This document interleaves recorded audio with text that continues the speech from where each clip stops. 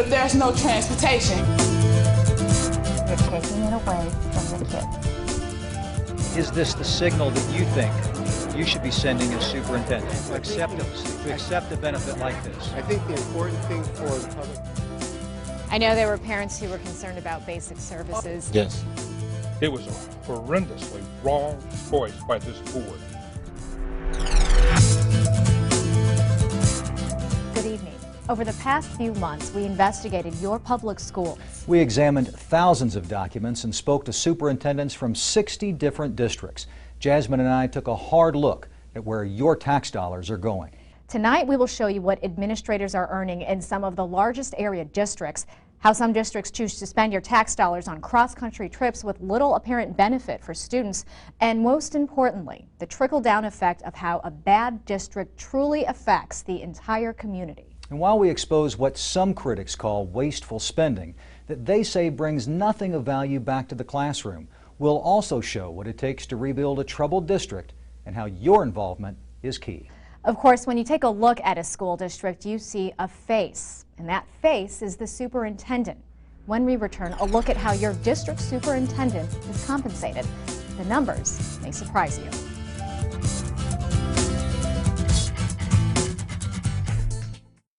At a time when every dollar counts in public education, why are so many local superintendents making so much money? The salaries and perks are sparking outrage in some communities.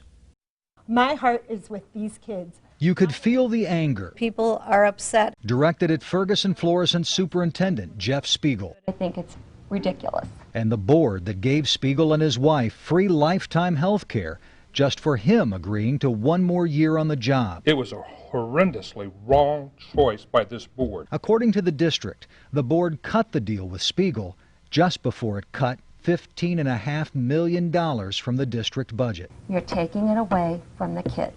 Is this the signal that you think you should be sending as superintendent to accept a benefit like this? I think the important thing for the public to understand is that right now it has not cost the district one dime. But that's only because Spiegel hasn't retired. You're pushing aside the fact that the school board president just said it could very well cost the district over $200,000. It could, but that depends on whether I'm employed someplace else or not. But board president Les Lentz insists the deal will save the district money because Spiegel's replacement would probably make even more than the roughly $240,000 a year he receives in salary and benefits. But it's a cheap investment in the overall investment of our district. But how can it be a cheap investment if even he admits the board doesn't know how much it could cost taxpayers? It's obscene. It's astronomical. Audrey Spalding is a researcher at the Show Me Institute, a fiscally conservative think tank.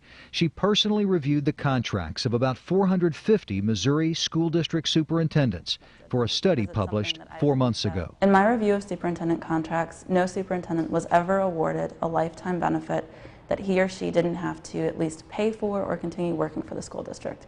I've never seen a superintendent awarded free health coverage for as long as he wants to use it. But Spiegel isn't the only local superintendent getting extraordinary perks. When Hazelwood's new superintendent signed his contract, paying him $235,000 a year in salary plus benefits, one of those benefits was getting 180 sick days up front, even though current district policy only allows administrators to get 13 days of sick time at the beginning of their tenure. I can't find any other contract that gives this many sick days at the beginning of a superintendent's tenure. Okay. So clearly every other school district in the metro area believes it was able to entice a qualified superintendent without giving them this many sick days. But you know, Craig, you have to remember we're the second largest school district in the county. Okay, we're the second largest district, and there is a lot of accountability that is placed upon him, and we have high expectations of him, and we want to retain him at any cost. Superintendent Steve Price will have a lot of help if he uses those sick days. Hazelwood has 9 assistant superintendents, the most in the metro area. We're trying to get the best return we can for the dollar, serving almost 19,000 students in this district. So do I think the number of assistants here is appropriate? Yes, absolutely. Our investigation found 10 local superintendents make salaries in excess of $200,000 a year, some receiving tens of thousands of dollars a year in retirement contributions. And many of them have other stunning benefits too. The Clayton superintendent gets a car allowance of $750 a month. But the biggest salary and quite possibly the largest overall compensation package doesn't go to Price or Spiegel. Kirkwood Superintendent Dr. Tom Williams, hired just a year ago, makes a salary of $242,000 plus $42,000 a year in benefits, a total of $284,000, even though Kirkwood has just 5,000 students. Why is Superintendent Williams making so much money in a district like this? Dr. Williams is an investment in our kids. There are 6 St. Louis area districts that are more than triple the size of Kirkwood, and 3 districts, Clayton, Ladue, and the much larger Parkway district, all have higher composite ACT scores than Kirkwood. Can you explain why your superintendent deserves more money than those superintendents? Craig, I can't respond to the other districts and what the superintendents make and what their board has provided those superintendents, but I can tell you this. This community, the Kirkwood School District community, is a very proud community. They have high expectations for this district. Is part of this about being able to say that Kirkwood has the highest paid superintendent? No. Bragging rights? No. Superintendent Spiegel and the Ferguson-Florissant board aren't bragging either. It says for him and his wife. But they are defending the lifetime health care benefit to the end. They made me an offer, and I accepted it. Jeff Spiegel will be 56 when he retires next year. But it is not just the big districts who are paying out big bucks to administrators. What about the smaller districts where every penny counts, even more so for them? Why are some of the smallest districts in the metro area paying so much money to their top administrators?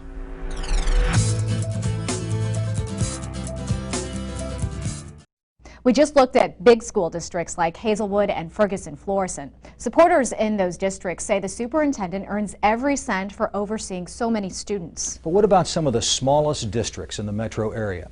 Districts where total enrollment is only a few thousand, or in the case of one district, a mere 800 students. Oh, hey, how are you, Superintendent? I'm in a parking lot across the street from the Brentwood Superintendent's office. We were hoping we could talk with you about your contract. We are here. Sure, on camera. And Superintendent Dr. Charles Penberthy is there because he refuses to discuss his lucrative contract. I don't need to take a lot of your time. That contract pays him $216,000 a year in salary plus benefits for running a district with just 800 students, one of the smallest in the metro area. $216,000 a year. Oh, that does seem out of line. Charles Bryant lives in Brentwood and graduated from the high school. And I don't know of anything outstanding that he's done that would warrant that kind of an exceptional pay. Brentwood High, which has won national recognition, has very good test scores in recent years, but they are far from the best in the area. You don't want to go on camera? But Dr. Penberthy didn't want to talk about that either. Certainly wouldn't take any more time if you talked with us on camera than if you talk with me on the phone. Brentwood Board President Keith Rabenberg, the managing partner of a downtown St. Louis law firm, also refused to be interviewed on camera. During a telephone conversation, Rabenberg insisted that the superintendent's salary is a good deal for Brentwood based on Penberthy's experience, skills, and the lack of support staff for his position. This is Progress South Elementary. Many superintendents with far more responsibility than Penberthy actually make much less than the Brentwood superintendent. We'll see how quick we can get them off the lot. Fort Zumwalt Superintendent Dr. Bernie Dubray has been in the district for 28 years. Fort Zumwalt has 24 schools. Brentwood has 4. Fort Zumwalt has an enrollment of nearly 19,000, which is 23 times larger than Brentwood's. Yet Penberthy receives a salary that's $42,000 a year higher than Dubray's. I think people feel that I've been fair with them, and that's one of the ways you show that, especially in difficult financial times. Is keeping your salary down to what you Keeping believe it is defensible. Yes, I think there's a paternalistic quality to that. You look out for other people before you look out for yourself. In Edwardsville, Superintendent Dr. Ed Hightower runs a district with 14 schools and an enrollment of 7,500. He receives a $164,000 salary, $52,000 less than Brentwood's superintendent. I don't get concerned about what other superintendents are making. Every community has to be comfortable with its superintendent. Not far from Edwardsville, the board for O'Fallon Township High School District fiercely defends the contract it gave Superintendent Dr. Darcy Benway. It's a district with only one high school, but Benway still earns $210,000 in salary and benefits. That's what we negotiated. I don't know what to tell you. We think we've got a bargain. She does a great job. O'Fallon Township High now has 2 campuses and is widely recognized as the best high school in the Metro East, certainly one of the best in the metro area. But no matter how good it is, should she really have what may be the most lucrative contract in the Metro East? Is that out of whack? Yeah, it's extremely out of whack. Our objective is to have the best people run our schools. And that's what we try to hire. That's who we have. The finding in our study showed that one of the best determinants for superintendent compensation is district enrollment.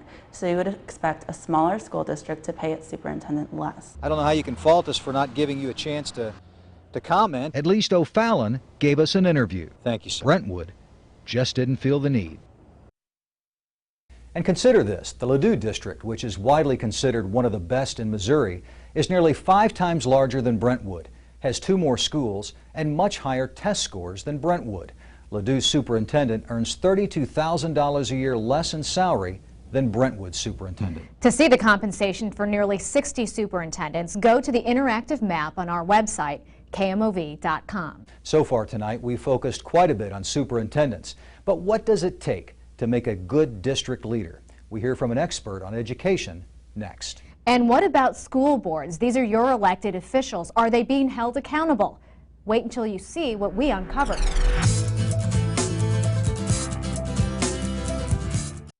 A successful school district can't function without strong leadership. We spoke with one of the leading experts on what you should expect from your district leaders.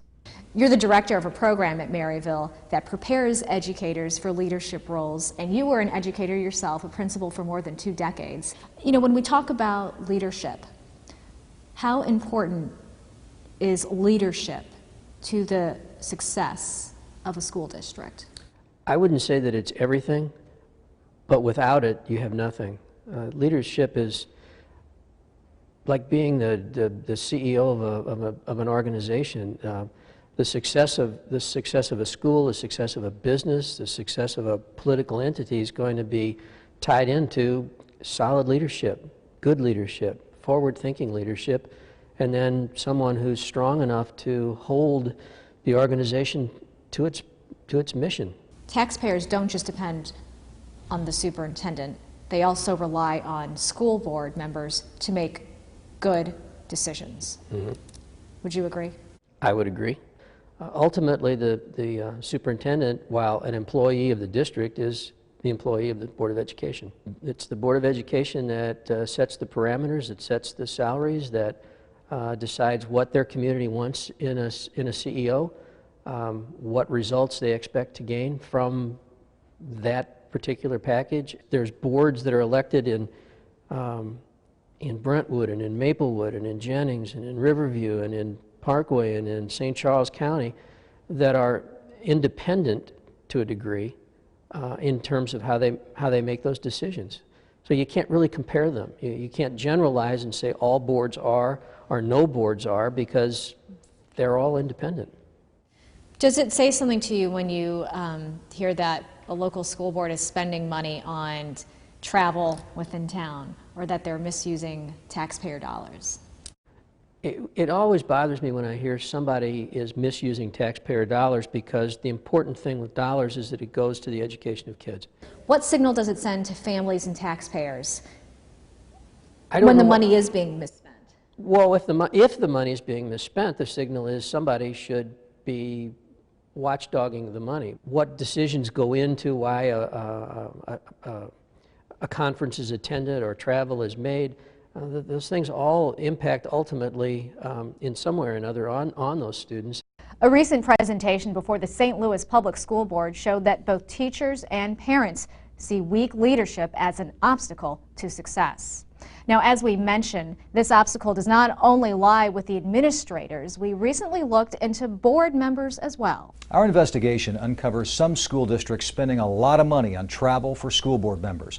One board has been on a cross-country spending spree that is startling when compared to other local districts.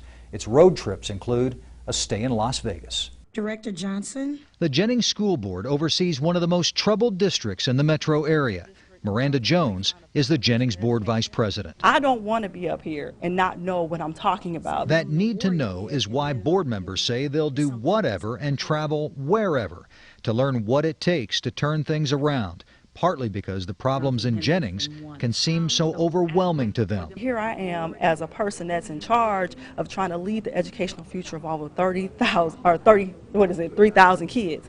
It is so scary to me because my daughter is in this district. School district records obtained by News 4 show Jennings board members spent $71,000 on training and travel for professional development during the last 2 fiscal years, easily enough to hire an experienced teacher for a year. The expenses include $28,458 to the National School Boards Association for memberships and conferences, among them a trip for 4 board members to last year's national convention in Chicago. There are other school boards that have stopped going to conferences because of the economy, because they're making cuts, because they think it sends the wrong signal to their employees and to the community. It's the wrong signal to understand what is going on in the educational system when things are changing daily, monthly, and yearly. But the out-of-state overnight trips aren't the ones that surprised us the most. 9 months ago, the board held a retreat at a St. Louis DoubleTree hotel. 5 board members and an administrator each got a room and spent the night. How close is that hotel to Jennings?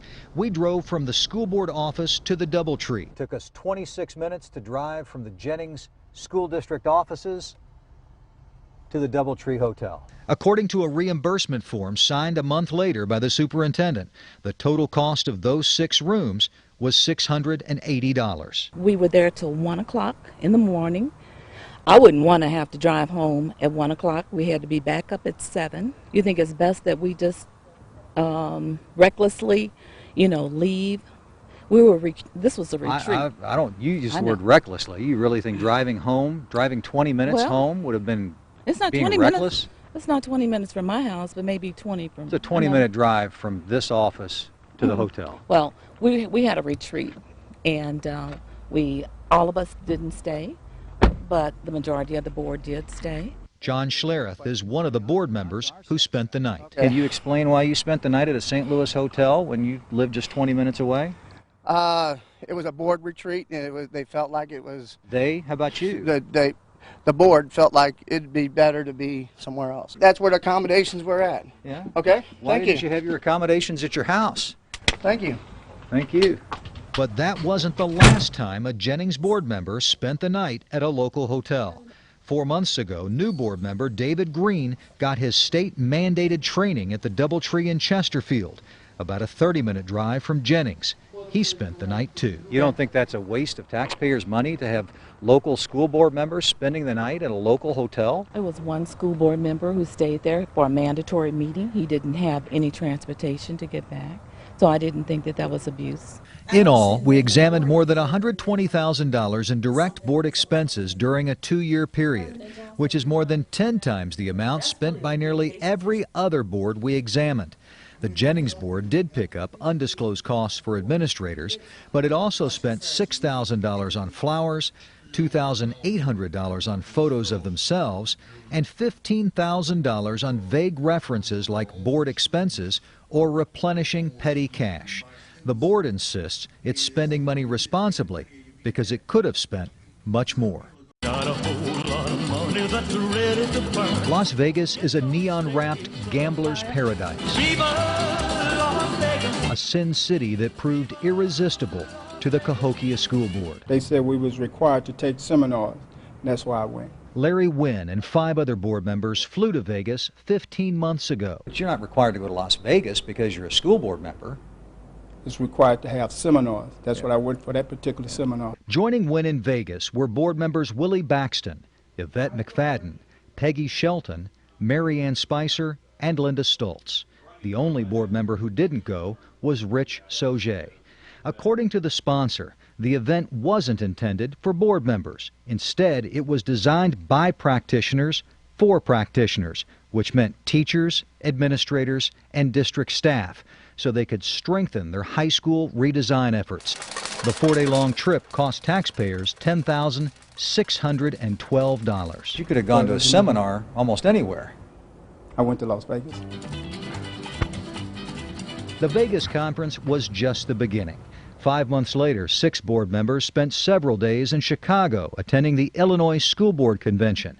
That cost taxpayers $8,862. Mary Ann Spicer is the board president. At a time when Illinois still owes you almost $2.5 million for last year's budget, there are people that might look at this and consider this unnecessary spending. I don't think so. I mean, I have gained a lot of knowledge from attending these classes. 2 months after the state convention in Chicago, board member Linda Stoltz went to a conference in Phoenix at a cost of $2,565. And 2 months after that, in April of this year, all 7 board members went to the National School Board Convention in Chicago for 3 days, costing taxpayers another $14,310. In all, those 4 trips to Vegas, Chicago, Phoenix, and back to Chicago cost taxpayers nearly $36,000. I have parents that come up to me and ask me, well, why are you doing this or why are you doing this? And I was able to give them a knowledgeable answer that satisfied them. Had I not gone to any of these conferences or meetings, I would have looked like... Should school boards be traveling that much? In my view, no. Dr. Garrett Duncan is an associate professor of education at Washington University. One of his main areas of research is morals in education. I'll just say this. You have a number of entities where there's a school board or a city council, a department within a university, where the leaders see their budgets as their own personal endowments, and they will do with it what they want. Our investigation found that when it comes to expensive long-distance road trips, the Cahokia School Board is in a class of its own. For example, the Edwardsville Board spent less during the last 7 years than Cahokia did in 1. We don't choose to use any national conferences where you have travel outside the state of Illinois. Why? Simply because of cost and doing the benefit. During just a 10-month period in 2009-2010, Cahokia spent almost $36,000. During the last fiscal year, the Edwardsville district spent $4,100. Parkway, one of the biggest and wealthiest in Missouri, spent $3,600. And Clayton, one of the richest and most successful districts in the Midwest, spent just $894. And that's their prerogative. In other words, Cahokia spent more tax money in Las Vegas than Edwardsville, Parkway, and Clayton spent the entire year. You could have gone to a seminar almost anywhere. I went to Las Vegas. Cahokia School Board member Larry Wynn told us that Illinois school board members are required to get training and go to seminars, but they're not. When we first requested records from the Cahokia district, they failed to tell us about that trip to Las Vegas, apparently hoping that what happened in Vegas stayed in Vegas. But a source told us about the trip, and a few days later, we got our records. If you think the Cahokia Board's trips are outrageous, our investigation also reveals one district spent more than $300 a night for a hotel room in Memphis. And another district helped pay for an administrator's trip to Australia. That's right, Australia. Who are they, and how do the districts defend that? That and more when Your Public Schools returns.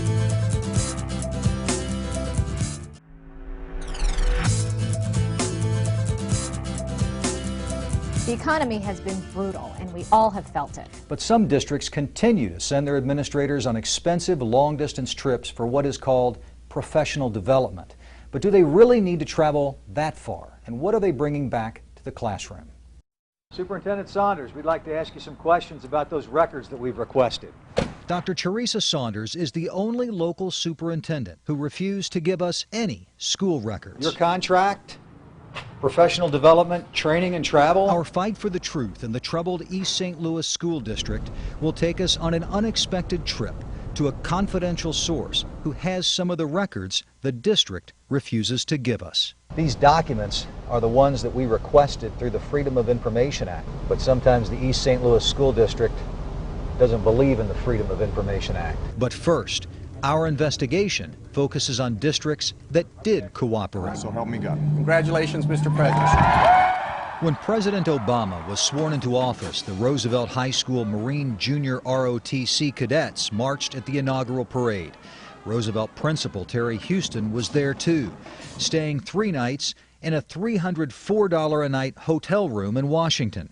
That trip cost the district almost $2,000. Once in a lifetime opportunity. Could we have looked at getting some supporters to pay for the bill? I would think the answer would be yes. Would you handle it differently if you did it again? Yes. After that trip, Principal Houston flew to New York, joining 16 other district employees for a conference sponsored by the American Federation of Teachers. The superintendent defended the Federation of Teachers conference and a reading conference in Minneapolis that was attended by 15 employees. Combined, those 2 conferences cost taxpayers $27,738. And so some came from schools that had as many as 100 employees. And so that's a really, really small number for the number of employees who needed to come back and transfer that knowledge to 74 different schools. Our investigation also uncovered a $956 hotel bill for a 3-day conference in Memphis. We also learned that during the last 2.5 years, one St. Louis City School District employee attended 18 conferences or workshops. Another went to 17. I think we need better processes in place. So our request prompted you to take a closer look at it? Most definitely. Now let's go back to the definition. The small but wealthy Ladue District has a strong commitment to professional development. Since June of last year, Ladue has sent employees to 23 states, including 18 people who went to the Assessment Training Institute in Portland, Oregon, at a cost of nearly $25,000. In the last 3 years, our middle school has made tremendous strides in student achievement. And I think a lot of it is because of the training that they received at this assessment conference. 13 months ago, the Ladue District spent $1,740 to help the Director of Parent Education attend a coaching conference in Adelaide, Australia, where she was one of 24 presenters. That's not a normal trip that we would have, but I would say periodically if we would have an administrator or an educator that's asked to present, first of all, that's a compliment to show that we do have a strong skill set with our employees and to also to share that. But the district would not pay for the full trip. We paid for lodging to help the employee out. The Clayton District, which has 1,000 fewer students than Ladue, spent almost as much on out-of-state professional development. 6 months ago, Clayton sent 10 employees to San Diego for a cost of $12,603. Last March, 7 employees went to a National Science Teachers Conference at a cost of $9,385. The Clayton District insists many educators need to leave the area for top professional development opportunities because there simply aren't enough of them in the St. Louis area. The problem with staying in regional conferences, we don't see the top experts in the field. We don't network with a tremendous amount of high-performing districts. You better figure it out. But you don't need out-of-state conferences to become a great teacher. 2 Metro East teachers, Anise Brave of Alton High and Jennifer Jardin at Trimpe Middle School in Bethalto, are among the 8 finalists for Illinois Teacher of the Year, and neither one of them has traveled out of state for professional development. You've been a teacher for 8 years, and you've never traveled farther than Edwardsville for professional development. No. You feel like you're missing anything? No. Our professional development, we try to make it worthwhile, useful, and cost efficient. I think that's the key word here at Alton High School. After we first broadcast that part of the story, Anise Brave was chosen Illinois Teacher of the Year. Does it send a bad signal, do you think, during these economic times, if you send somebody to Australia, if you send somebody to Seattle or Washington or New Orleans or New York? I think you have to be reasonable. Of course, depending on the situation, you don't want to send a bad message. Superintendent Saunders. So what message is the East St. Louis school superintendent sending? After we filed repeated requests under the Freedom of Information Act, we finally met that confidential source who gave us school board minutes that show the board approved repeated trips to California, Washington, D.C., and many other long-distance destinations.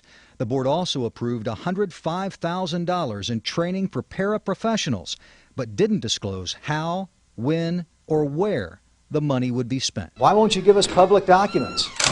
Ladue, St. Louis City, and many other local districts have cut back on their travel, especially long-distance travel. And some districts now refuse to leave the metro area. However, when decisions like travel and training are made, it ultimately is the responsibility of the superintendent. But what other obstacles do they face? We sit down for a very candid conversation with the superintendent of one of the area's largest districts. Find out why he feels he can save his struggling schools. It's a fact. The St. Louis Public School District is one of the worst performing districts in the state of Missouri. It lost its accreditation 3 years ago and remains under state control. One of the key obstacles to growth has been leadership. The district is on its 7th superintendent in 5 years. We spoke with the current superintendent, Kelvin Adams, about parents' concerns and his efforts to turn around the struggling district. Children that are 18 and 19, just graduating out of high school, they cannot read. Hundreds of parents spent a Saturday morning at a town hall meeting at Vashon High School, many of them wanting answers from Kelvin Adams. When is Gateway going to be air conditioned? I can't tell you anytime soon. We just laid off 3 teachers this week. I know there were parents who were concerned about basic services. Yes. Books, air conditioning in the school, having enough teachers. You got 20 or 30 kids up in there with one teacher. That's like a slaughterhouse. Yes, we have cut some teachers, and the class sizes are a little bit larger than they normally have been. Adams has been dealing with these kinds of issues ever since he was named superintendent of St. Louis Public Schools 2 years ago. His short-term goal is to get the district on the path to accreditation. Yes, you did. And he seems to be headed in that direction. The district now meets 5 of the 14 standards toward regaining accreditation. That's up from 3 last year. The graduation rate stands at 60%. That's up 15% from the previous year. But St. Louis Public Schools is far from where it needs to be, and Adams concedes mistakes happened under his watch. But I do think we can do a much better job in terms of the dollars that we receive and how we utilize those dollars. How would it need to improve? Well, I think we have to look at every expenditure to determine if it's an appropriate expenditure. And I don't know that we do that on a regular basis with as much detail as we need to do. And Adams says the district should communicate more with parents. We have to own up to the fact that we have not always been providing them the information that they need to have, telling them that the bus is going to pick up their child at a certain time. Those are things that we have to do a better job at. Like other urban school districts, St. Louis Public Schools has its share of problems that come from the community surrounding it. John Yurkovich is the director of the Cooperating School Districts, which includes nearly 30 metropolitan school districts. What it is more than anything is a matter of degree. High unemployment, family situations, high mobility of people within the district, and all of that creates, you know, a degree of instability within the district itself, and it creates some challenges they just have to address. He says the district alone cannot shoulder the burden of producing responsible citizens, and parents at the town hall seem to agree. What do you think is lacking from the parents? Discipline. I think discipline is lacking from the parents. You have to be firm. You have to put your foot down.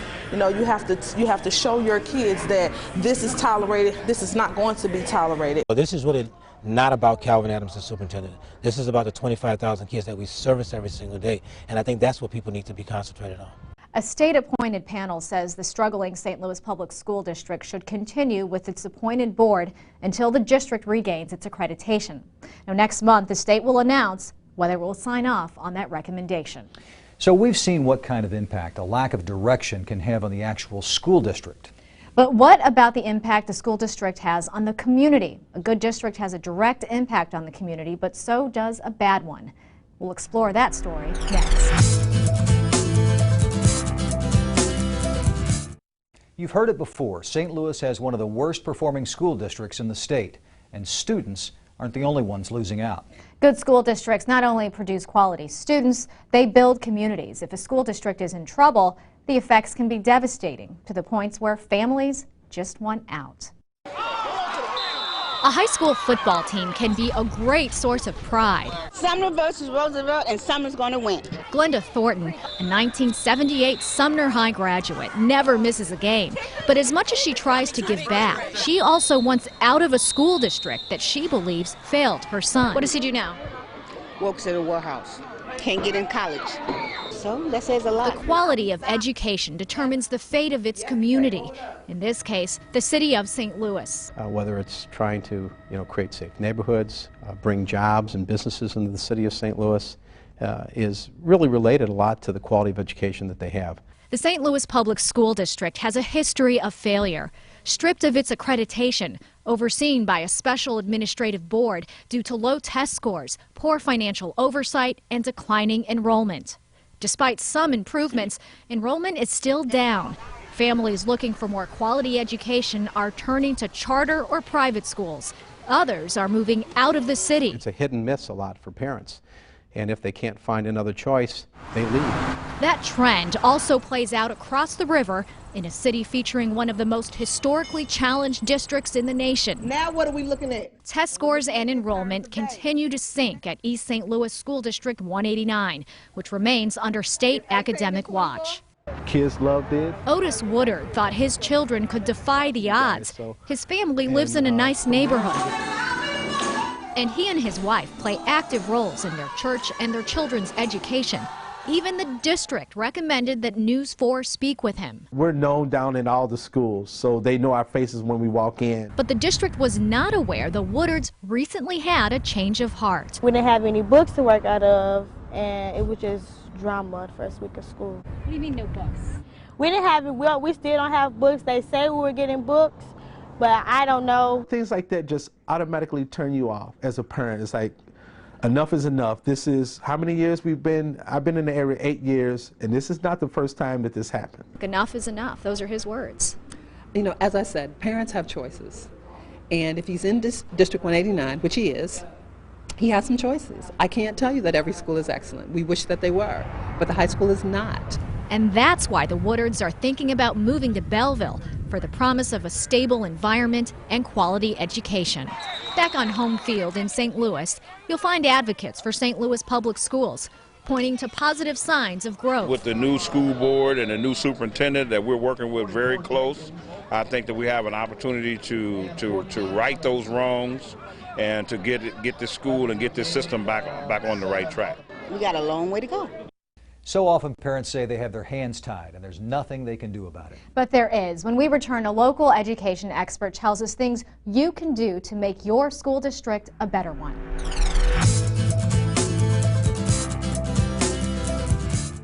Tonight we've shown you a lot of fallacies in the public school system, but these problems can't all be blamed on the districts themselves. If you live in that district, it's your responsibility to hold them accountable.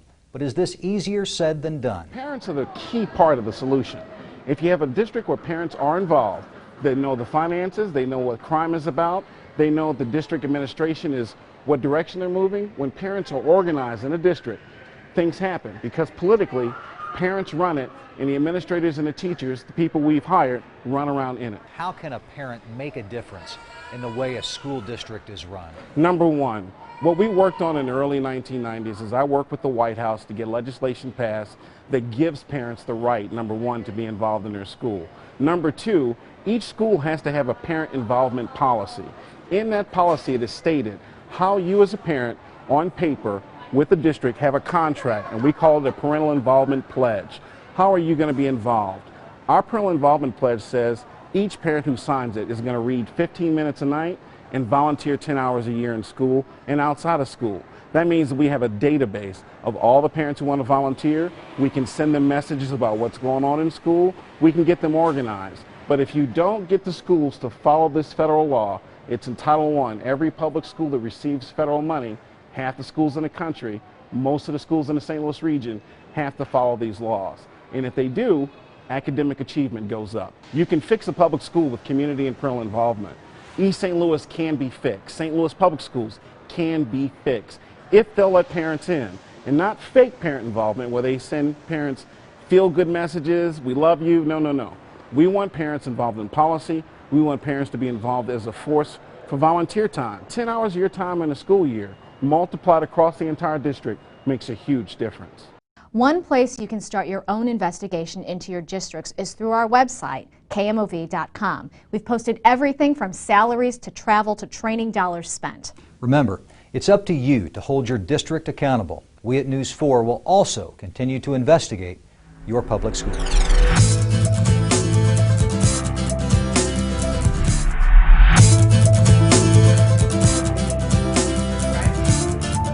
But there's no transportation. You're taking it away from the kids. Is this the signal that you think you should be sending as superintendent to accept a benefit like this? I think the important thing for the public... I know there were parents who were concerned about basic services. Yes. It was a horrendously wrong choice by this board.